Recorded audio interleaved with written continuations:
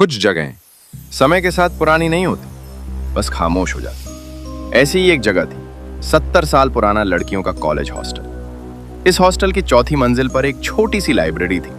कभी वहां लड़कियां रात रात भर पढ़ा करती थी, लेकिन पिछले 15 सालों से वो लाइब्रेरी बंद थी। कहते हैं 15 साल पहले रिया नाम की एक स्टूडेंट हर रात वहां अकेले पढ़ने आती थी, और फिर एक ठंडी सुनसान दिसंबर की सुबह उसकी लाश उसी लाइब्रेरी में मिली, टेबल पर सिर रखे हुए।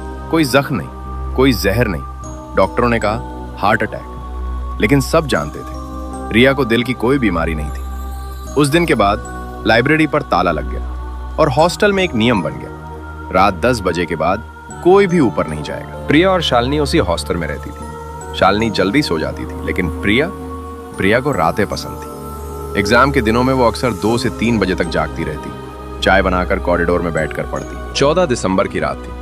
ठंड इतनी ज्यादा कि सांस बाहर निकलते ही सफेद धुंध बन जाती। रात के 1:15 पर प्रिया चाय बनाने किचन गई। लौटते वक्त उसे लगा कोई उसके पीछे चल रहा है। उसने अचानक मुड़कर देखा, कोई नहीं था। तभी पीछे से शालिनी की आवाज आई, प्रिया ऊपर चलना।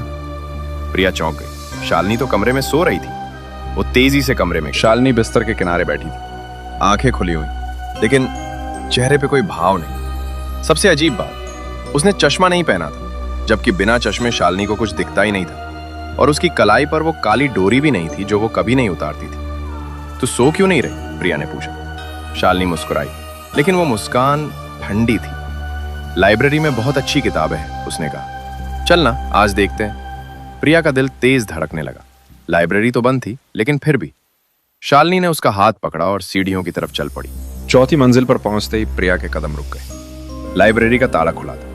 अंदर अंधेरा था, लेकिन एक पुरानी टेबल लैंप जल रही थी, जैसे किसी ने अभी अभी जलाई हो। अंदर दीवारों पर धूल भरी किताबें थी, पुरानी कुर्सियां, और एक कोने में दीवार पर नाखूनों से कुछ लिखा था, 14 दिसंबर। प्रिया का गला सूख गया। आज भी 14 दिसंबर ही थी। शालिनी धीरे धीरे पास वाली सबसे पुरानी खिड़की तक चली गई और वहां जाकर खड़ी हो गई। बाहर घना कोहरा फैला हुआ था। कुछ सेकंड तक वो बिल्कुल स्थिर खड़ी रही, फिर वो धीरे धीरे मुड़ी।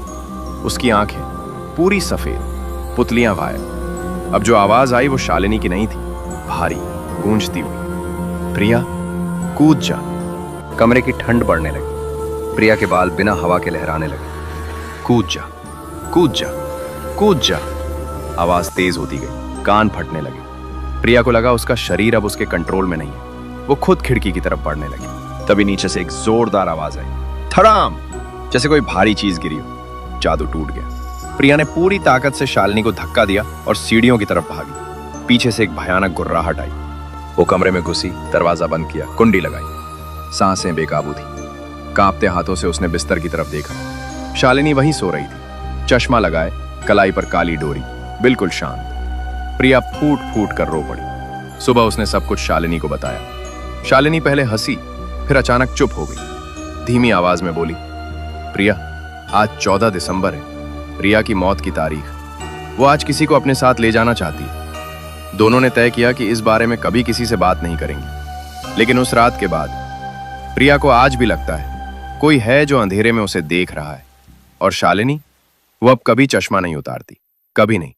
कभी भी रात में हॉस्टल की बंद जगहों पर मत जाना, क्योंकि कुछ आत्माएं साल में सिर्फ एक दिन जागती हैं, और उस दिन वो अपना शिकार ढूंढती हैं।